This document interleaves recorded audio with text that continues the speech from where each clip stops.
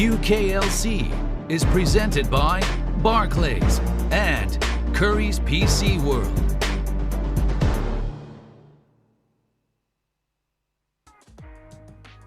Welcome everybody to the UKLC presented by Barclays and brought to you by Curry's PC World. My name is Scoundrel and today I will be joined by Orcs, and I have not had the chance to cast with Orcs for a very long time, so I am unbelievably excited. Mate, how are you? Yeah, I'm good. It has been a while. It's normally been hip rain, and I guess we're both a little bit sick of him, so finally getting our chance together and a good week for it. Yeah, we've got a lot of good games coming up today. Of course, this is the UKLC. This is one of the tournaments that feeds into that NLC broadcast that we have going on a Tuesday and a Wednesday. Let's have a look at the UKLC and kind of what it is and the format that we've got going on for it, though, because right now, this is the standings. You'll see a lot of teams and brands that you recognize from the NLC, like M&M, like Munster, like that's about it. Barrage. Oh, Barrage, yeah. They're Barrage, at the bottom, yeah, but they're Barrage. still there. It's true, yes. But obviously there are some teams that, you recognize as kind of like their mini academy rosters. But, there are lots of good talent that comes up through the UKLC. This is kind of the pathway to make it to the NLC. It's one of those major routes into that particular tournament. And right now you can see the overall standings. Is this kind of what you expected, Orcs, at the start of the season, just given what you knew of the players? I mean, not completely. I don't think the scores completely speak for themselves. I think there's also difficulty of sort of the matches you've had to play in the first 2 weeks. I think London and Enclave haven't been as dominant as maybe we expected. I think Envision's been a nice surprise. I think M&M's been a nice surprise. I think, honestly, we will see if things continue in this trend as we go on. But I think there's a lot more talent than I initially expected. And I went into this thinking there's a lot of talented UK players, and I'm being surprised on the daily. So it's good to see. I got no complaints, but definitely not quite fit my expectations of where I thought Enclave and London would be. I mean, we have a 4-way tie for first. So it shows how tight this is right now.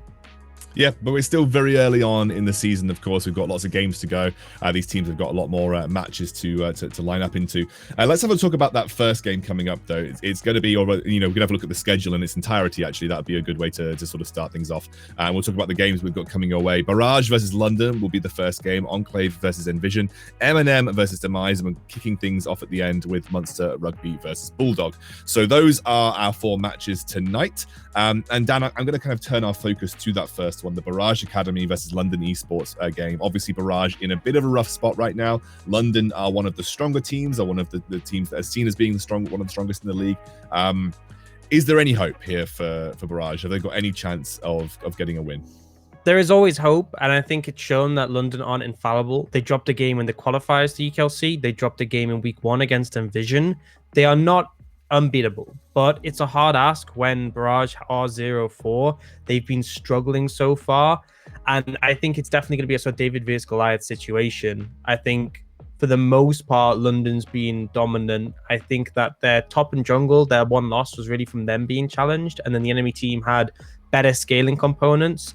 I think for Barrage, I think there's been some good performers. I think Wojux has been pretty solid, but unfortunately his picks haven't really synced up with what the team's trying to do. Playing Zoe when it's a composition that doesn't really revolve around land and poke. Playing Karma with the Callisto bot lane doesn't lend itself well. I think the bot lane's been fine, but not able to really challenge on the sort of bot lane picks where you want to find an advantage. I feel like Barrage could lean more comfortably into scaling and potentially be okay. But my big concern is Afro Boy, especially up against Warden, who had such a dominant game last week. Afro Boy has looked a little bit lost in where he needs to be, what he should be doing. And we saw that sort of come to a high point against Demise, when Rifty was on the volley bear, and it was just Afro Boy dying to him. He was just going around trying to kill Rifty, and he would just get taken out. And I think if anyone needs to step up, it needs to be him. So, I think for Barrage, I think actually a lot of teams in the UKLC, the questions have been over the junglers, but what does Afro Boy kind of, where are his strengths? If we want to see him play towards something that he's good at, what is Afro Boy good at? What can he offer Barrage and potentially find himself in more comfort with? Well, I think that, in honesty, we haven't seen too many good aspects of him. It has been him trying to force ganks, and they haven't always worked out. So what I feel like I prefer is if you can lean back onto more of a team fighting role in the later stages, play something that doesn't need to apply as much pressure, and then hopefully we can get a better game out of him. He's been playing things like the Lee Sin, like the Jarvan, which for the most part, you do want to be applying pressure in the early stages, finding those ganks, potentially put him on a pick where he doesn't have so much pressure, because ultimately I think that's the issue. I think if he's in a situation like this where he feels like the game is on his back, he needs to be the one being the driving force, and on top of them, his team is struggling, then there's no wonder he starts to crack under the pressure. I think let Afro Boy take potentially a step back, make him play more of a secondary role and be more of a facilitator for his team rather than I need to be ganking, I need to have a dominant force in this early game. And maybe we can see something better. I'm not sure the matchup against London is going to be the one, but tomorrow they do play up against Bulldog, who are also 0-4 at the moment. So I think today is just sort of seeing what you've improved on from week 2, testing it. London still coming in as favorites, likely to beat you, but the whole point is learning and developing. We're only in week 3. We have a long way to go still. So just keep working on that. Agree. And I think this is part of what this league is about. It's just about finding that ability to develop over time and sort of, I think especially for some of the top teams as well, like London, this is their best chance to become an NLC ready team. And I think we're going to see a lot of growth and development from our players. But speaking of London, I think, even just by a lane by lane basis, they look like one of the strongest rosters in this entire tournament. Where do the main strengths for London lie? And are there any lanes? We've obviously talked about the jungle, but are there any lanes where you think they're going to have a little bit more of a challenge on their hands going into Barrage? I feel like not massively. I feel like they have been pretty consistent. Top lane was the one that I saw having an issue in their loss. Again, it was sort of Battery and Warden were the ones having an issue in their one loss. So potentially, I think Akers is also a strong point of Barrage. So we could see Akers challenging Battery. But for the most part, I agree with you. This is an overwhelmingly strong roster for the UKLC, really stacked, and by all means, role by role, they do outperform, but we've seen that isn't always enough. And sometimes draft lets them down, sometimes their team play lets them down. Ultimately, they're not infallible, but they have some really strong players, and when they're at their best, they're really strong performers. I think in particular, Chimera has looked on fire recently, so yeah, guess we'll see. Chimera last week looked really good for London, I'd say. I think he was very strong. And again, we got the chance to chat to him as well, and he seemed really positive and confident about his play too. So yeah, I think it's definitely a strong lane for them. But like you said, I think London overall have got a lot of good players on their roster. Obviously, we're on 10.12 as well. What trends are we expecting to see going into this draft? Because we're sort of 2 minutes away from the draft now. What trends really have cropped up on 10.12 competitively, drawing from the NLC and some of the other leagues? Varus still ridiculously strong despite nerfs. So Mad Lions challenging it with the Wukong Senna. Do I think that's necessarily going to be enough? Not really. I think Mad Lions are an excellent team, which is why they can capitalize. Yeah. A lot of it at the moment is trading off these super powerful picks. There's a couple that aren't as defined roles, like the Syndra, which you can flex. Thresh is one of the few supports that you're heavily banning other than Yuumi. But it's just like the AD carry as a whole, that role is heavily being targeted. Jungle probably comes up second with Trundle and Graves being strong, but with 80 carries, Varus super powerful by himself, Aphelios really strong with Lulu. We have seen though on this patch, people transitioning a little bit away from just being with the Lulu, a bit more Tom Kench or Thresh being paired with it. Ezreal, incredibly powerful with Yuumi, without Yuumi, just a strong champion with Death Stance. And Kallista's that sort of lane when you really want to challenge them in the early stages. I feel like Varus kind of beats all in the early levels, but Kallista is one of the few that can challenge, Aphelios and Ezreal enough to make them hit, I'd say. I agree, and I think that's you kind of mostly capped on the trends that we've seen across the NLC, especially, as well as some of the LEC stuff. Now we've got a short break. When we're back, we're going straight into Champion Select for our first game.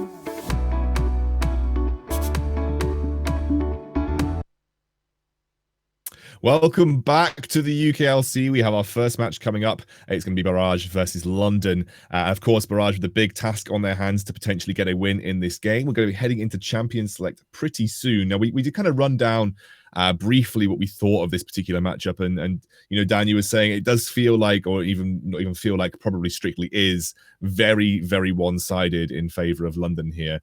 We kind of talked about maybe where the top lane could be, you know, something that there's a bit more even in terms of, you know, skill discrepancy. But like, do you think a power pick could save Barrage if they have a good draft here, or do you really think that's even too far a reach? I think it has to be a holistic draft. I don't think one pick is necessarily going to turn the tides. I think it has to be a full draft which comes out and can sort of counteract what London are looking to do. We saw that punish them before when they played against Envision. It was a situation where we had a disadvantage in the jungle top lane through to how it was played out, and then the mid and bot lane just completely outscaled, and there wasn't really much that was able to be done. So that's what we're looking for. Is if you have a whole draft that's going to be able to shut down London, then potentially we can start talking and say there's more chances. Yeah, well, you can see picks and bans already started here. Thresh and Varus not going to get their hands on that. As you mentioned, Varus very, very powerful on 10.12. Nidalee now banned away. Warden not going to be getting his hands on a jungler that has sprung up in popularity on 10.12, mainly as an answer to Graves in a lot of instances.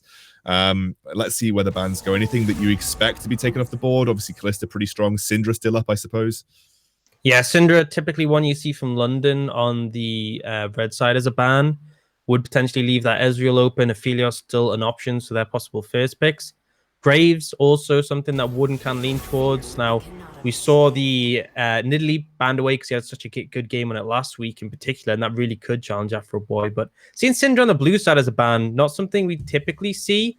And this may suggest that we're having a bit of issues with Rojux's champion pool. I did say that I feel like his picks are sometimes out of sync with the rest of the team. He's good on them, particularly the Zoe, but often not given a good sort of team composition to them. And it's suggesting to me maybe there's some champion pool issues, because anytime you have to ban Syndra on the blue side is never a positive situation. Well, we have 80 carries left up available for a first pick potential for Barrage. If you want Aphelios or Ezreal, both of them are there. This is something that we saw a lot of in the UKLC, even more so at a higher prevalence than in the NLC. The Graves first pick. For a lot of teams, they feel like this is the play, with a response of Senna and Volibear for London. Yeah, so I like the Volibear. It's actually been rising in priority heavily. You can play it in the jungle as well. We saw a lot in the LEC. We saw more of that. Also a good top laner for Battery. Could even technically play a bot with the Senna. You can often pick bruisers with her. So a lot of flexibility. The Graves being passed over, I think it's a better pick for Afro Boy. Again, we talked about how he was on these ganking junglers, not able to find the pressure. But I think clearly London are in a situation where they're not too concerned about that being a pick passed over. And Azir, I really like from Barrage. Like I said, Wojux not being completely on top of having a champion that fits the rest of his team, but you have an Ezreal, you have an Azir, both safe backline carries that can do a lot of work. Up against the likes of a Volibear, he's going to have a tough time getting on top of them without a flank. So Barrage, good start. We'll have to see what London answer here. It's going to be the Orianna for Chimera. Good pick for him, and we'll scale pretty well on top of that. Yeah, it's something that we've seen Chimera play quite a lot of. Very interesting. You just notice the difference in drafting styles from UKLC to NLC level. It's very rare that we see something like mid laners already locked in on first rotation. But I guess just securing potential picks at this level is important, especially for comfort, I suppose. But there are things that are left open. Both supports have not yet been touched. And of course, with the Ezreal being on the board, you want to ban the Yuumi. Would not be surprised to potentially see a Karma ban alongside that. Maybe a Lulu, you know, those enchanters that do work fairly well with Ezreal.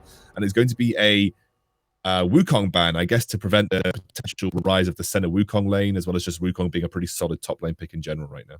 Yeah, I think that's another flexible pick that with the Volibear, they could potentially just keep them flexed until the last moment. You wouldn't really know. Karma and the Yuumi both synergize well, the Ezreal, so not too many surprises there. And then Maokai denying Battery, one of those safer top laners, as an option. So could potentially see Barrage trying to force Battery into taking something here, so they like don't reveal what the bot lane is. Ornn is a potential option they could definitely go for. I mean, Trundle's not going to be a prospect, but instead they're going to go for that Kindred in the jungle. So still keeping the Volibear flex technically alive. I expect it more top lane than bot lane. We haven't really seen it with the Senna, although in theory it could work. But the Kindred can be a decent answer to the Graves and offers a lot of safety already to this backline of London. They have a Senna, they have an Orianna, both carries that also offer that utility element with the healing and the shielding. And now they have that ultimate even trick here. So expecting it's going to be the Volibear in the top lane. They're going to go for that Ornn, essentially just going to be that brick wall for you. And the question is going to be, what will the support pick be in this situation? Yeah, we're still waiting to see. Still a lot of things up in the air right now. What would you say would work well with Ezreal in this particular scenario to round out this composition? I think it's a tricky one to call because if you lean towards an Enchanter, then there's obviously, Rakan. I like the Rakan. I think something I was going to say is that the safety is a concern. Whenever you pair something with Ezreal, if it's not as safe as him, it's going to be targeted. Rakan is as safe as him. So, got a pretty uninteractive bot lane that you're not going to be able to challenge too hard. Strong in those skirmishes. They've got scaling elements in the Azir and the Ornn. I'm quite happy with Barrage's composition. I think it has a lot of tools for success. Concern is what London looks to round out with. It's going for the Soraka.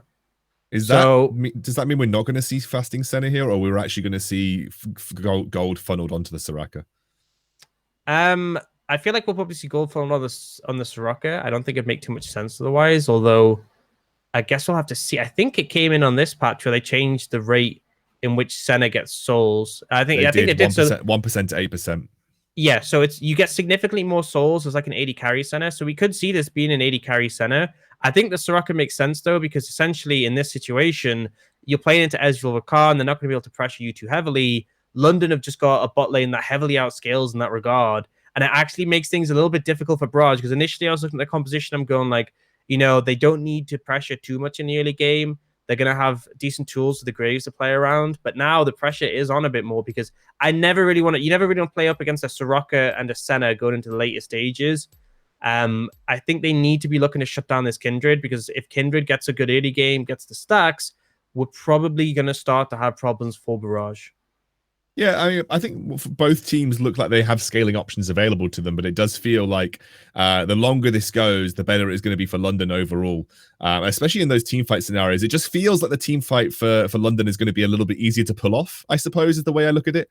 Orianna always makes those a little bit more fluid. But I do like both these compositions. I feel like they've both got clear ideas about what they want to achieve. My only worry for Barrage is I just feel like maybe early game they could get caught out a little bit. But again, I don't really think there's much punishing coming from London in the early game either here, Dan. Yeah, and I think London have had this habit where they'll sometimes go for a little bit greedier bot lanes where they can potentially be challenged on them. And if the enemy team does try and apply that pressure in the bot lane, they can start to fall behind. I think they went to Senna Karma before, which is a similar situation to this, where typically you want to play Senna with someone who can go up in melee range. So the Senna has her own safety, and then the melee champion can act as a disruptor.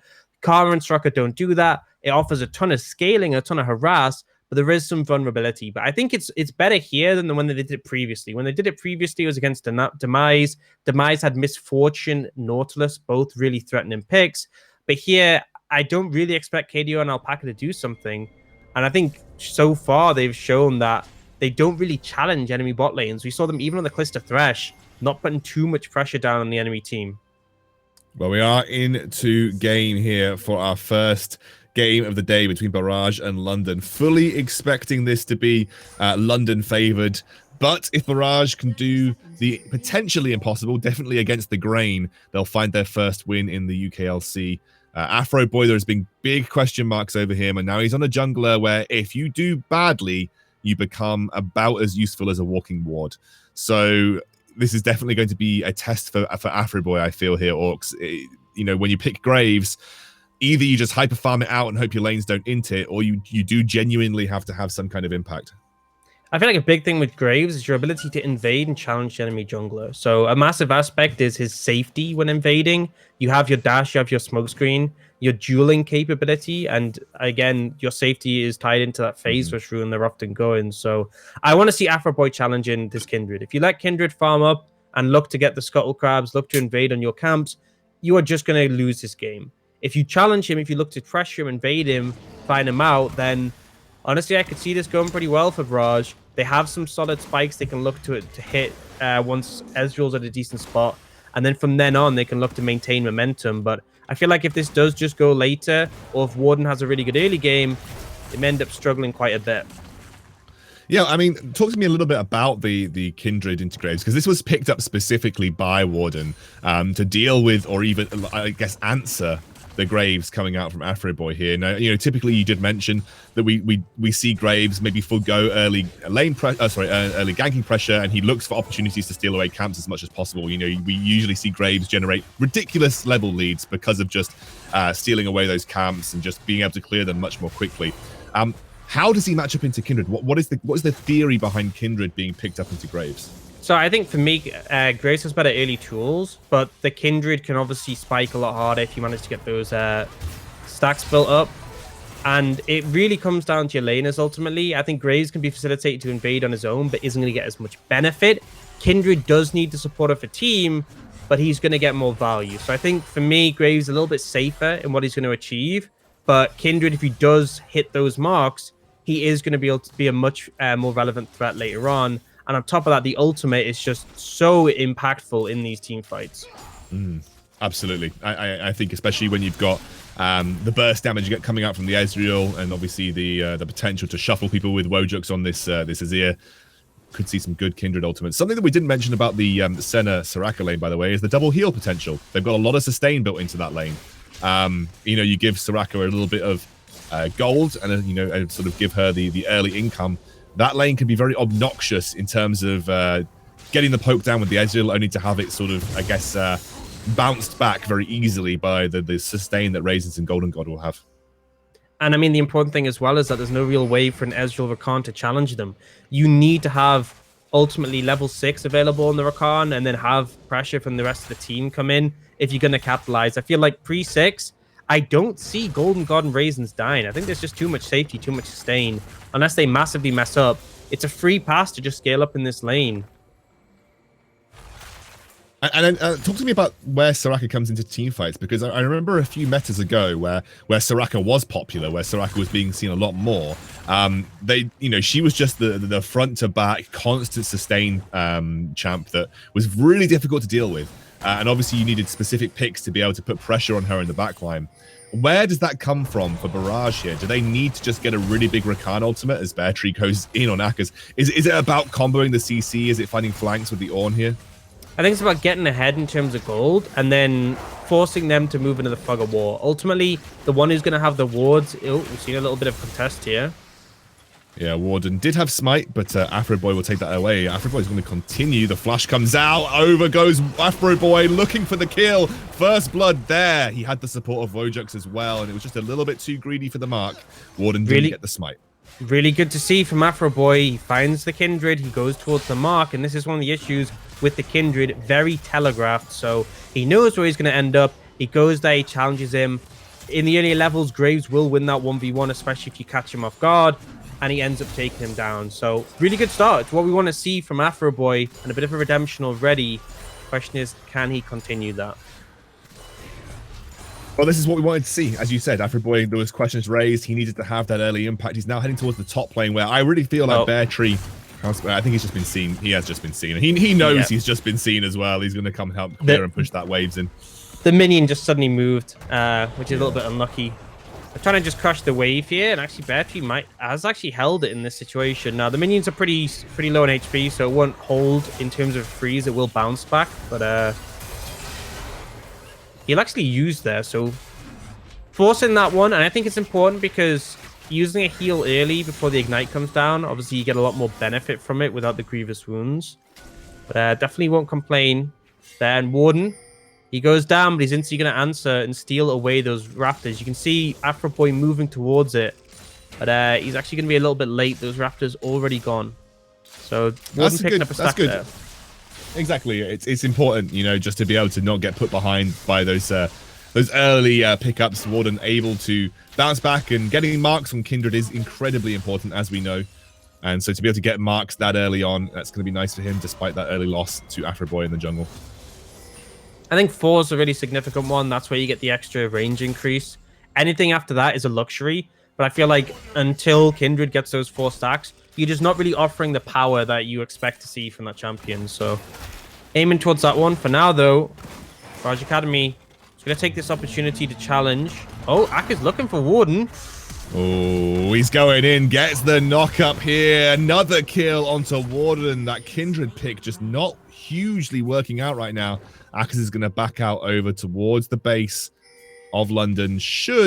I think Bear Tree could end up getting this. I don't know. Akas might actually just end up going down. Yeah, he has to die to the turret because if he runs towards the fountain, then Warden's respawning. But good kill, good capitalization of Warden's base damages. Challenges Warden again, so we can't get anything on the other side of the map. And then, although he does go down, it's an execute, so not too big of a concern. Now, Golden God Raiden's got to be careful here. They will ward down and spot them out, so not too much of a concern. You can see that... Sorry, go on. I was just going to say next mark spawned on the top side at that grump, but... Yeah. I just said I don't want to get ahead of myself. I was about to be a little bit surprised because I think this is a good start for Barrage. This is kind of what they needed. They're putting pressure on London already. This is I don't want to get too excited, but maybe Barrage has kind of found a way to bounce back from some of their earlier performances, and they seem to be on the road to success here. Oh, Afro just if he waits, he's seen Warden now. But they're concerned about Bear Tree moving over, so instead they're going to rotate here. I think the concern as well is, although Chimera's low mana, he does have that TP available, so not going to go overzealous. And I really like this restraint from Afroboy. I feel like Afroboy's biggest issue is he overcommits too hard, ends up getting caught out. This is some really refined play coming out from him, and he's just knowing his limits on what he can do to threaten Warden. And he's button behind. He's now 0-2-0. Obviously, one of those was for Mackers. But if you're looking to do this on the Graves, you're going to be successful. And it's facilitating the rest of your team as well.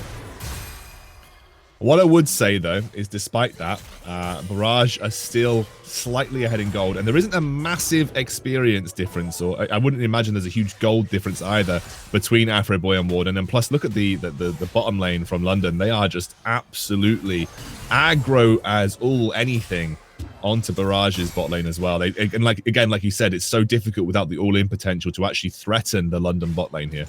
Yeah, level 6 available for Raisins and Golden God. Alpaca doesn't have his yet, so they're just not scared of him at all is the main thing to take away from the situation. And I do think Afroboy is a decent amount of XP ahead, like half a level, a little bit more he is now. See, it might be a bit less because Warden's just caught up with that level 7 himself. But ultimately, the main thing is it's not so much about the experience, it's about denying those marks. And right now, there's only 2 on Warden. He's still not hit that point. He is moving up towards his topside skull and should be able to get that quite easily. But still not at the 4 mark yet. And I feel like Barrage can continue to play around their spikes. We're at the 9-minute 40 point. We're seeing bot lanes reset, likely going up towards the top side. Warden's actually going to go start the Herald right now. Barrage Academy are going to be really slow in response here. They are going to get the Ezreal ultimate just to check this is going on. But Bear Tree already over. With Golden God rotated, yeah, I just don't think I think they were just too slow. And London, that was a good move from Warden. He's going to be able to claw back some advantages that he may have lost early on, plus a cheeky 2 souls for Golden God as well. Yeah, he's on 3 stacks now, so 1 more is that big spike. And I feel like if London get to that point without being challenged more, they're in a pretty comfortable spot. I feel like the scaling is going to favor them. And that is my big concern for Barrage Academy. But there's still those big spikes that come out, particularly from the Ezreal.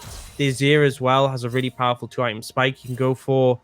So those are moments where we could really see Barrage Academy look to challenge. I just fear the later this goes, the more concerned I am about the fact that one team has a Soraka, has this Senna who can pick up those stalls. But I've actually seen a fight come out here. Yeah, so already Golden God being targeted. Afroboy doing a lot of damage, but again, they do have that Soraka. They do know that the sustain is available, as well as the Senna, giving her healing potential over. And Barrage are just going to back off here. Not going to take any crazy risks when they don't really need to. Yeah, Alpaca's missed a ton of XP here because he's still level 5. I think the fact that they stopped up towards topside and then walked down, he's just not been getting the XP recently. We actually see a bunch of summoners being bot lane there. Ignite from Alpaca and Flash Heal from Golden God. So Alpaca catching him out with a good grand entrance. Now has the ultimate available. I think they can dive here, honestly. Yeah, especially now that Warden has shown himself in mid. However, it doesn't look like they're going to execute on that as Warden jumps over, looking for Wojux here. That's beautiful. The Emperor's Divide. Nice Nice knockback, and now Warden stuck without flash in the enemy jungle. He's surely going to go down. His third death of the game as he is trying to get out. I think KDO should be able to finish this one off, though. Warden buying time, but honestly, I don't see how much that's going to get him. Although I say that, he's still going. Afro Boy will pick it up at the end. London cannot rescue their jungler. Just beautiful play there from Wojux in particular. The perfect timing on the ultimate. I really felt like he was going to go down there if there was any more damage from Warden. He disengages him, the team collapse. And now with the numbers advantage, they can look towards Dragon. Having 2 already definitely leads towards that win condition off the Dragon Soul. Now, it is going to be the Mountain of the Cloud, which aren't as impactful, but definitely can be factors in this game.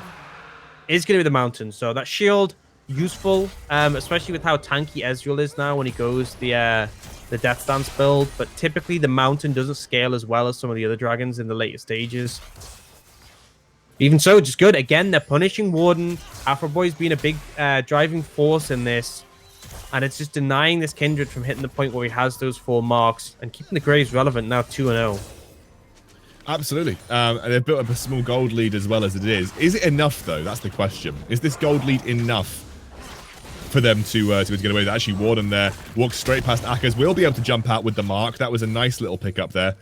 And again, every mark that Warden gets is going to recoup some kind of invisible gold that he's missing out on because of the sort of the game that he's been having so far. And he'll take them every single time that he can get them. And I think he must be now up to 4. So he has hit that 4 mark spot, and that's a really big break point for the Kindred.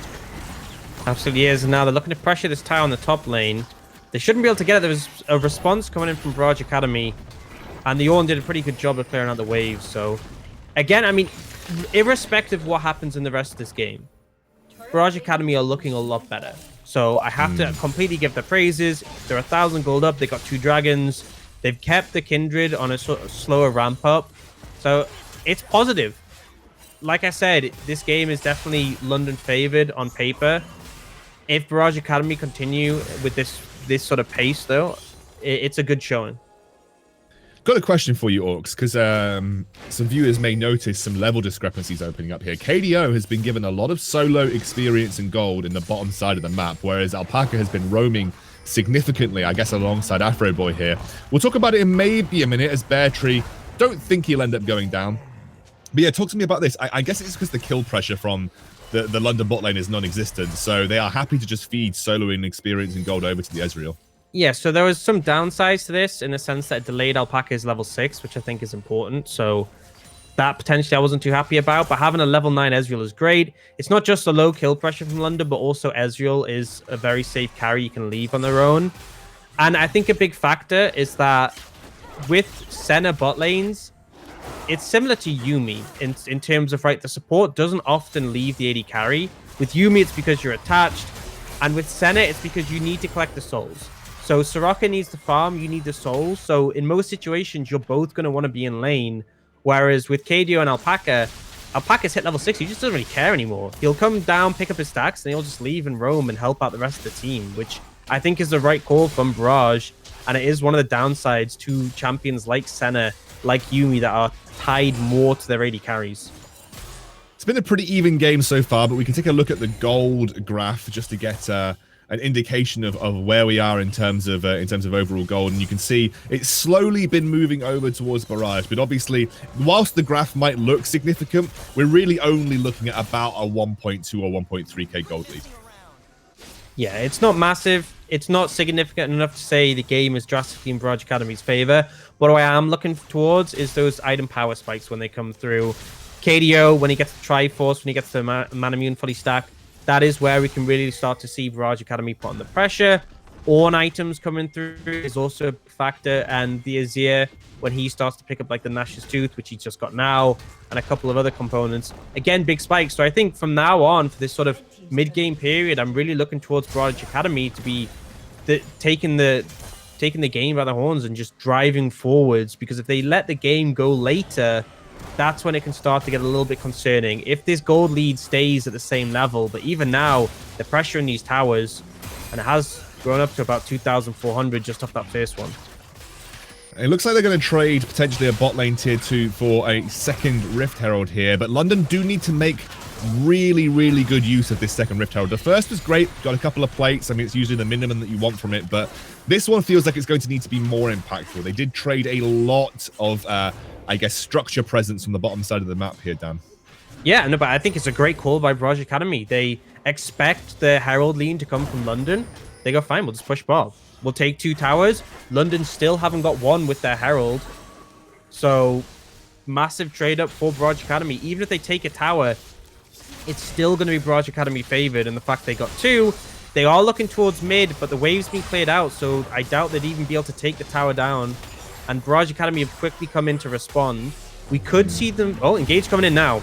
They're going straight for it. There it goes. The Ornhorn coming in. In goes Alpaca as well. They get the knock up. That is the Kindred ultimate, keeping them safe. It's a good Kindred ultimate as the rest of London now kite backwards off the back of it. Maybe the damage just wasn't there. That is the Kindred coming into full force in these teamfight situations, and London escape what could have been a dangerous situation, looking relatively healthy across the board. This is where it gets tricky because Soraka is going to sustain up. London looking for more. Beartree goes in. They get the first kill. Alpaca forced to dive out, and Beartree is there on the front lines. The damage just feels non-existent coming in from Barrage Academy, and Warden really coming into his own as he jumps into the front of the team fights. The sustain feels nigh on impossible to deal with, and London get their kill and surely pick up the dragon here as well.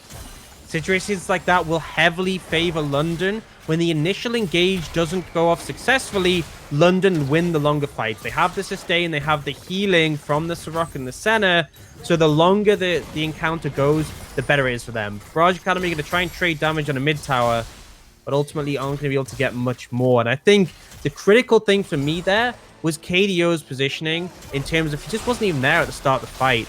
Barrage Academy looked to engage without their AD carry, and like I was saying, Barrage Academy need to instantly have the impact in team fights. And they're not going to have that without their AD carry there. And so London could sustain up, they could re-engage, they could challenge them off, and then they're able to take the dragon. We briefly talked about this kind of towards the start of the game, where we kind of said, who's going to deal with Soraka, right? Because if Soraka's left to her own devices, combined with the Kindred ultimate, and then her ultimate following that, you're not going to have the damage as Barrage to actually kill anybody. And that's my question. Is the key to success here for Barrage the ability to take Soraka out straight away? I think it's difficult. It's very difficult to take the Soraka out straight away. She's going to have flash barrier at the moment, and even without those, she has a lot of utility from teammates. You have the Kindred ult, you have the shielding from the Orianna, the Senna has healing and shielding as well. Ultimately, I think you need to be aiming for sort of multi-man CC from Barrage Academy. If you get a multi-man quickness, multi-man Call of the Forge Guard, then I can see Barrage Academy getting them low enough that it doesn't matter that they stay alive. Because if you chunk them all out to 20% HP and the Kindred ult only just saves them, it doesn't matter that the Soraka can heal them up because they're so low. As soon as that Kindred ult's down, you just finish the fight. And I think that was the issue there. They put everything purely onto Golden Guard, and if you focus a single target on London, you will lose. You have to be hitting multiple people. It has to be like her wombo combo with the Ornn ultimate with huge damage coming in from the Azir, I guess. Otherwise, it just isn't going to happen. It looks like Akka's getting chased down here by Warden, and Warden really is starting to ramp up in terms of his damage. He's got a load of stacks ready to go. Akka's is going to throw back the Ornhorn, gets the knock up onto Raisins. Here comes Wojux, and the Emperor's Divide forces the flash as Warden goes back into his own ultimate. Chimera hits the shockwave, and suddenly Barrage lose out. And they actually rather get the win there. Sorry, I almost thought it was the other way around, Dan. I thought London had won the fight, but Barrage actually take one down.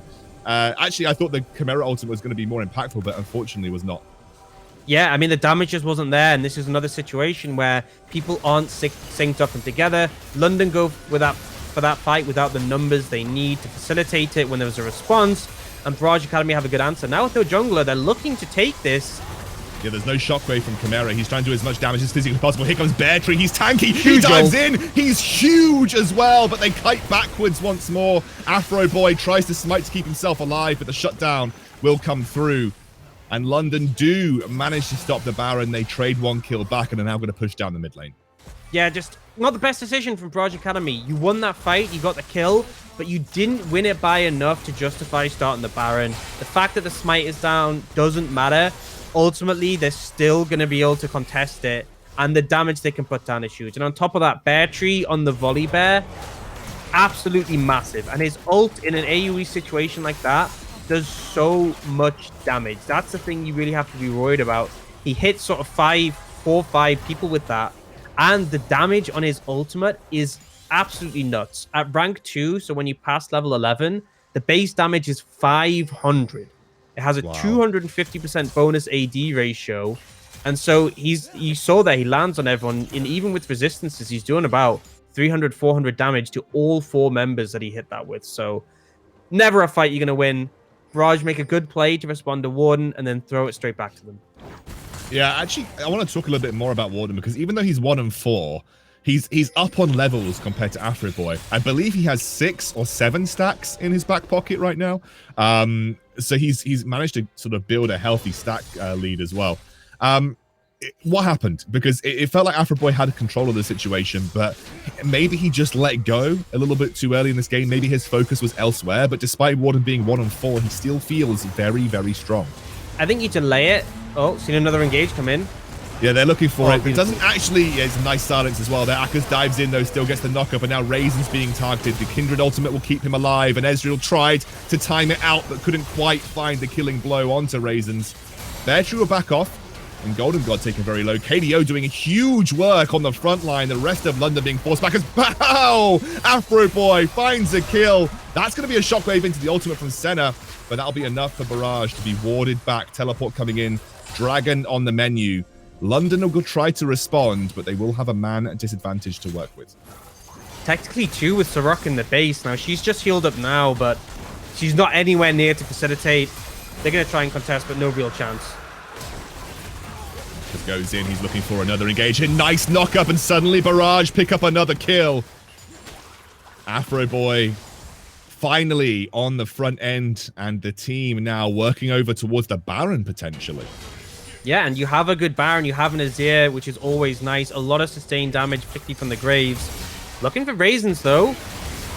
This is just in from London, it feels like. I mean, they're just it's sloppy. Yeah, I think that's the right way to describe it. They really are just giving too much over to Barrage now, and Barrage have got a 4,000 gold lead to work with straight on to that Baron. Bear Tree is coming over. We did see this in the previous engage. Golden God and Chimera are up as well, with a Shockwave, I believe, coming up pretty soon too. This is going to be a very risky Baron if Barrage want it, but they're going to try and go. Nice knockup. They're trying to buy time here. They try and go for the smite as they do pick up the Baron, and Barrage get a kill onto Chimera too. KDO has been absolutely insane this game, and Barrage Academy firmly in the driving seat at 25 minutes in. Who is this team? Honestly, this is not the Barrage Academy we saw in the past 2 weeks. I mean, they clearly had their Weetabix this morning, because they are playing like something else.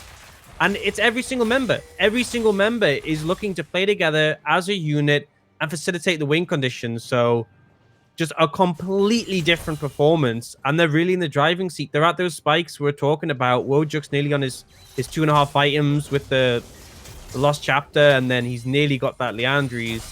And KDO, he's got the Triforce. He had the Man Immune in that fight as well. It's really difficult for London right now. They need the game to stall out past this Baron. They need some more time.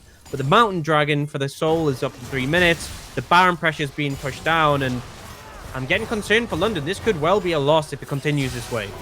It's definitely looking good for Barrage. We can have a brief look at the gold graph again. I know we kind of touched on it earlier, but it is about a 5,000 or 6,000 gold lead in their favor, and just accelerated very quickly over the course of 2 minutes right now. Akers has been so on point with forcing these engages. They're going to force a flash out of Raisins immediately. Ultimate from Senna will do nothing but tickle the Barrage lineup. Good shockwave, but no follow-up, and again, KDO outside of it, able to just throw those Mystic shots down. Lots of damage coming through as Warden, actually, seemingly getting into a battle against Wojux. He's going to back off, though. So recall comes in. But yeah, Azir pushing the side lane, feeling safe. Warden finds him. Good punish. But mid lane wasn't enough. Now, TP coming in. They're looking for a fight. Akers is there on the front line again. The tanky Ornn doing what he can, and just an overextension from the rest of the London lineup. Wojux is coming in right now, maybe looking for a good Shurima shuffle as Bear Tree dives in. He gets knocked up though. KDO dives away and he goes down. And London already losing one member in this engage. There goes Wojux. The soldiers bringing pain to the rest of the London roster. And they'll get another kill off the back of it. Teleport coming in to get him out for Chimera, and I think Golden God will eventually go down to Afro Boy. This is a revitalized Barrage roster, and they surely can close the game out from this spot. I mean, they're so far ahead now. The gold lead inflated massively at 8,000. They're TPing in. They're looking to keep pushing this. If 3 members down for at least a little bit, they should respawn. But Barrage Academy are looking to do even more damage if possible. Oh, that's a lot of damage onto Warden here. Akers is trying to go and dive onto the back line. There is the Shockwave. There was no ultimate available for Warden. It was a few seconds from coming up. And another really good pickup here. It might allow a couple of inhibitors to go down in favor of Barrage. Who is this team? Who is Barrage Academy? Because they don't look like the same Barrage Academy that came out in the previous weeks. Definitely not. They look completely different. And Afro Boy, I was criticizing him in week 1. Criticizing him in week 2, he proved me wrong, because week 3 he came in completely different player and he shut Warden down, who's 1-6. He's been there consistently for the team, and that's not to discredit the... Oh, okay, 1 sec. Sorry, just Alpaca bought a second Shurelier's and I was like, is he gonna walk off out? No, he sold it back. Had me going for a second, but as I was saying, Afro Boy looking better, but the whole team as a whole, they know what they need to do. They keep challenging London and they keep finding these picks. And in a group 5v5, it's very difficult to target one person against London because they can easily provide the utility to keep them alive. But they're not letting it even get to that point. It's not a 5v5. It's someone's walking by themselves and they died. And this was a concern I had with the Soraka, because Soraka's the one who has the wards. I mean, I suppose actually technically Senna's the one who has the wards. But either way, you don't want Senna to walk up and face check things. And it just means that they're reliant on bringing Bear Tree over and forcing him forwards. Even that's not a sort of great situation. Packer looking for a flank here. Dragon. This is Dragon Soul, and they're just leaving it. I mean, I guess at the end of the day, the way you described it, yes, okay, Mountain Soul is obviously a soul at the end of the day, but it's not a game breaker. Like you can deal with Mountain Soul. And I suppose right I guess the way that they thought about it was, well, we could just look for a good team fight with Mountain Soul, or we could just lose the game by trying to contest it in our current situation. So I think it's the right call, but I think it shows how bad this game is right now, because you're already massively behind. You're already struggling. Ezreal's on his huge spike. He's got that death stance. And now you add in the Mountain Soul. It feels insurmountable. And the engage coming in. The engage coming in. The Ornn Horn is good. That's an instant double kill for Barrage Academy. A 4-man Shockwave. It looks spicy, but it's about as spicy as a Korma. As the rest of Barrage are able to just clean up London. The ultimate from Kindred will do nothing but delay. And this should be game for Barrage Academy. I really don't see Golden God and Chimera defending versus this 5-man push. No, the just damage wasn't there. The Shockwave was huge, but they couldn't find it. Now it's now 2 against 5. Barrage Academy looking to get their first win. I think they're going to go for it. Easy on the Nexus turrets. They're going to go for the Nexus now. And like we said, no way London can stop that push. Barrage Academy find their first win in the UKLC, and it is against London, one of the pegged top teams for our entire league. What an excellent win for a team that was struggling so far, and congratulations to Barrage. They definitely seem to have worked on a lot coming into this week. 2 kills, 1 tower, 1 dragon. That's all that London got in that game. This is one of the teams that has one of the most stacked rosters on paper. They've had games like this where they've been on the dominant side, and Barrage just destroyed them. I want to give praise to the whole team in the fact that they've managed to brush up in such a short period of time. It doesn't often happen that quick. And in particular, praise to Afro Boy, who, again, I slated him. I thought he was the biggest underperformer, and last week he looked lost. And this week he looked like he'd found exactly where he needed to be at every point. So just absolutely huge game from them. And what a manner to break the losing streak, to be 0-4. And I will say, when I was looking at the schedule today, I thought game 2, 3, 4, all those potentially close could see either team. Game 1, I was like, it's London. And they proved me wrong. They proved all of us, me, you, and Hiprain all voted for London. And I think a lot of viewers expected this to be a whitewash. So just complete credit towards the whole of Raj for this performance. Just really well deserved and well played.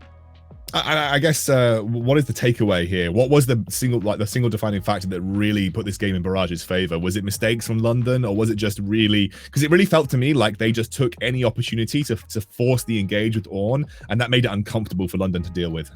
Well, I think there's a couple of questions you got to ask in particular about London. You know, Warden in the jungle, this isn't the first time he's been challenged in the other loss. It was also, he was a factor. Him and Beartree did get sort of forced upon. The bot lane, I think Raisins is great on these champions like Nautilus, but you keep putting him in these Senna plus and then an Enchanter lanes, and he's just not doing anything.